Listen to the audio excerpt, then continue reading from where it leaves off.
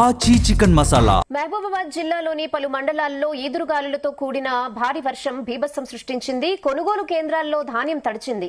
వారం రోజులుగా ధాన్యం తడుస్తూ ఎండుతుండటంతో అన్నదాతలు ఆందోళన చెందుతున్నారు. కొనుగోళ్లు లేక కాంటాలు కాక రైతులు ఇబ్బందులు పడుతున్నారు. టార్పాలిన్ పట్టాలు కొనడానికే రైతులు 10,000 ఖర్చు చేస్తున్నారు. నెల రోజులుగా కొనుగోలు కేంద్రాల్లో పడిగాపులు కాస్తున్నా కొనేవారు లేక పరిస్థితి అగమ్యగోచరంగా మారింది.